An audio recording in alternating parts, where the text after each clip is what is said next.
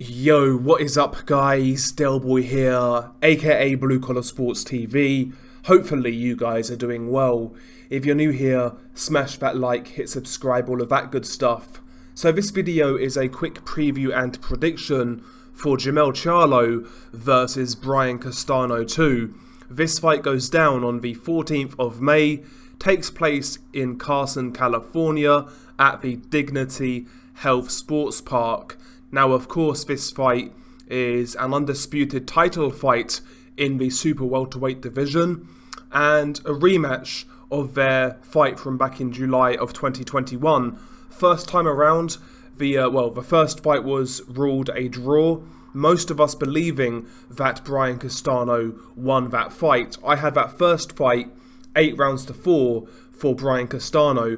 It was a fight that delivered in every aspect apart from the judge's verdict. I mean, it was a great fight, some great back and forth moments, but for me, Brian Castano won that fight clearly, and I felt the judges got it wrong. But it was a great fight, and again, just like before the first fight, I'm really looking forward to it. Should be a great fight. I just think these two guys and their styles, given how both guys fight, you can match these guys together 10 times. I think you're always going to get a pretty good fight. So, looking forward to it. Undisputed title clash. Hopefully this time around we get a clear and concise winner with a fair outcome. That's all I'm really hoping for, because I'm pretty sure that the fight will deliver in terms of entertainment. But nevertheless, let's briefly break down the tale of the tape, and we shall start with the unified champion Jermell Charlo. He has a record of 34 wins, 1 defeat, 1 draw, 18 of his 34 wins coming by way of a knockout. Brian Castano has a record of 17 wins, 0 defeats and 2 draws, 12 of his 17 wins coming by way of knockout. Jermell Charlo is listed as 6 foot with a 73-inch reach, whereas Brian Castano is listed as 5'7.5" with a 67.5-inch reach. So Jermell Charlo is considerably taller and longer. He has a 5.5-inch reach advantage and a 4.5-inch height advantage. So Charlo considerably taller and longer, and all around he is just the bigger super welterweight. Both guys are orthodox fighters. Jermell Charlo is 31 years old and Brian Castano is 32 years old. Now the tale of the tape is out of the way, let's briefly break down what I believe each guy should do to win this fight. And based on the first fight, I think it's fairly straightforward in regards to what both guys should do to stand the best chance of winning. But let's start with Jermell Charlo. For me, with Jermell Charlo, when it came to the first fight, I felt he did a pretty bad job of dictating, I guess you would say, the real estate of the fight. What I mean by that is where the fight was fought. To me, Jermell Charlo gave up his height and reach far too easily against Brian Castano. I know Brian Castano is really good at cutting the ring off. He comes in that crouch stance. He can attack you at different angles. He's a really accomplished pressure fighter, Brian Castano. But for me, Jermell Charlo was still giving away far too much ground to Brian Castano and allowing him to get to the inside quite easily when he was languishing on the ropes, holding his feet, etc. In this rematch, Jermell Charlo, first and foremost, needs to get those legs going, needs to be keeping this fight in the centre of a ring for as long as possible. He needs to try to ensure that his back doesn't touch the ropes as much as it did in that first fight. One thing about the first fight with Jermell Charlo was, for me, his jab was not authoritative enough. He's got a much longer reach, and for me in that first fight, he wasn't making enough use of that jab. He wasn't throwing it enough. And when he did throw it, there wasn't enough power on it and there wasn't enough variety on it for my money. So this second fight, Jermell Charlo needs to establish that jab early on and try not to give the same look with that jab. Jermell Charlo needs to be mixing up the jab, throwing the jab from body to head, varying the speed of that jab, varying the power, etc. And from there, he needs to start throwing feints off that jab. One thing about Jermell Charlo, his reactions are very good, and when he gets an opening, he can really capitalise with good power shots. But I never understand why Jermell Charlo doesn't feint off that, doesn't utilise the jab, feint off the jab, and try to draw the lead, because his reactions are very quick and he's got good power behind his punches. I think he needs to be implementing feints to his game to try and draw that lead off Brian Castano and, try to set traps for Castano, walk him into that chopping right hand or the uppercut. Charlo's got a really good uppercut when he throws it, and even the left hook as well. He needs to be trying to set up his shots more so than just reacting to what Brian Castano is doing. Jermell Charlo needs to be more proactive in this fight, and it all comes off that jab. Vary the jab. Again, go from body to head, change the look of that jab, change the speed, change the power, and then start implementing feints with that lead hand, shoulder feints, foot feints, that sort of thing, and draw the lead of Brian Castano and counter. On the odd occasion, he did counter in the first fight. He actually had some success. In fact, he buzzed Brian Castano. He actually buzzed Castano a couple of times in the first fight, but he hurt him quite badly in one of the rounds. I think it was quite late on, actually, if memory serves me correct. So, Charlo's got the power. He's got the power to hurt Castano, but he needs a better setup. He needs to be disguising those shots a lot more than he was doing in that first fight, and he needs to be less reactive and more proactive, Also, not only keep the distance against Brian Castano, try and keep it at arm's length, try and keep the fight in the centre of a ring, but also try to pressure behind that jab. Try to force Brian Castano backwards, because on the back foot, I can't see a scenario where Brian Castano outboxes Jermell Charlo. So, yeah, Jermell Charlo needs to get behind that jab and keep the distance against Brian Castano. But just because you're on the outside, it doesn't mean that you can't pressure a guy. You can pressure a guy from the outside while keeping your range behind that jab, Try to force Brian Castano on the back foot in occasions on this fight. Try to take the play away from Brian Castano. Don't give up ground so easily. Not only when you're on the back foot, maintain range, but try to actually come forwards, mix things up, put a bit of hurting on Brian Castano. And obviously there's going to be times in this fight where Castano, where he does close the gap, and when he is on the inside, and when he's working Charlo, on the inside, Charlo's work rate is not as good as Brian Castano. He's not as skilled as Brian Castano on the inside, but Jermell Charlo needs to be trying to answer those exchanges as best as possible. Try to catch Brian Castano at the end of his combination.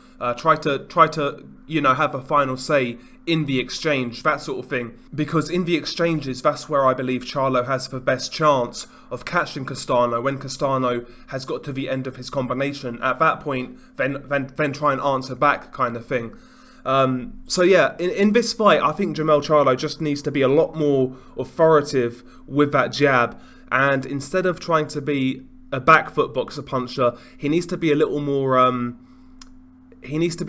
forceful in his work, in particular with that jab, and he needs more subtleties to his game to set up his counters and to set up his power shots, because, Brian Castano is very educated with his pressure. He maintains a good guard, decent head movement, fights out of that crouch. He doesn't usually give up free shots. He doesn't usually get gung-ho, so Charlo needs to be working a lot harder to get those opportunities and to catch Brian Castano by surprise, because for the most part, in that first fight, Castano was taking Charlo's power quite well, because Charlo wasn't really setting anything up. It was when he was countering Castano, when Castano wasn't expecting it, that's when he hurt Castano. So the disguise game needs to be a lot better for Charlo in this fight.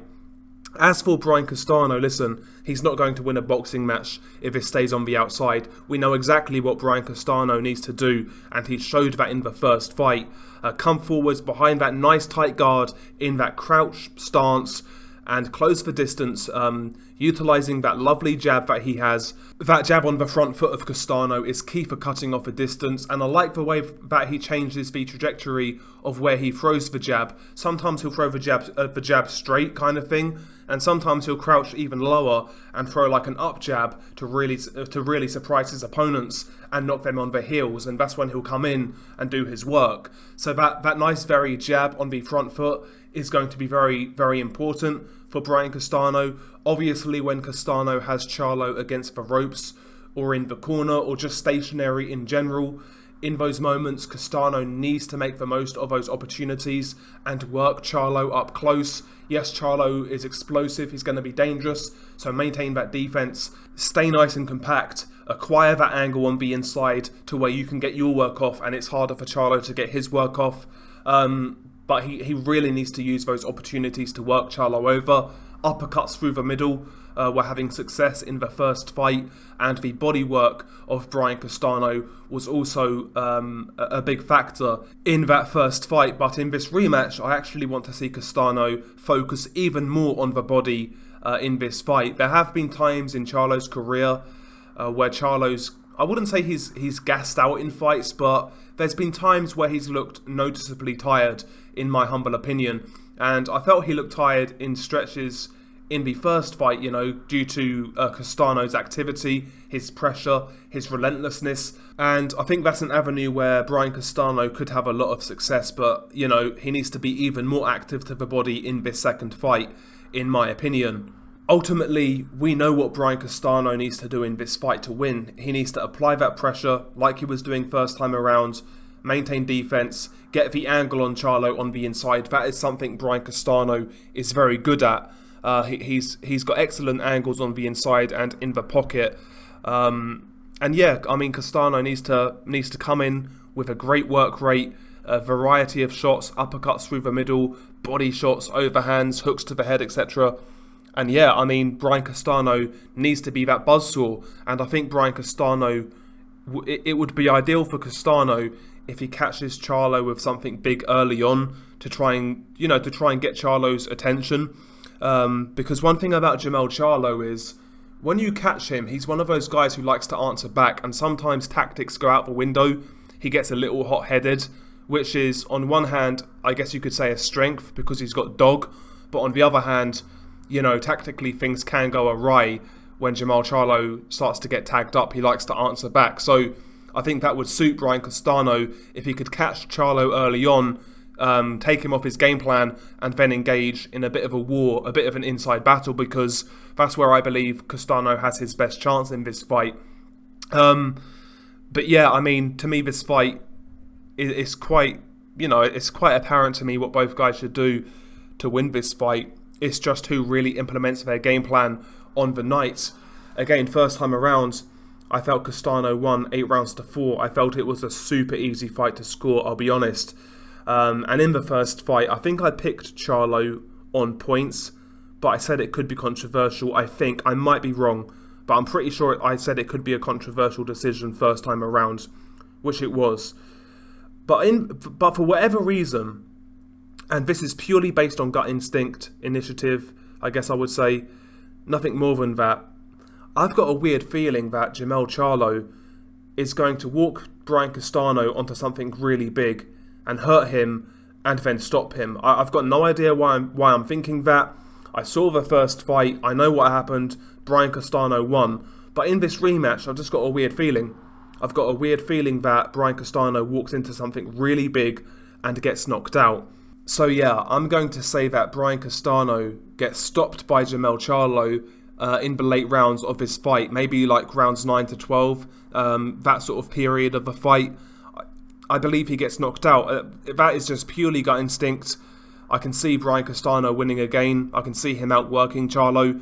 I can't see Charlo getting knocked out. That's the only outcome in which I would be surprised at. But every other outcome I could see happening in this fight. But I'm gonna go Jermell Charlo by knockout, late knockout. What about you guys? Share your thoughts below.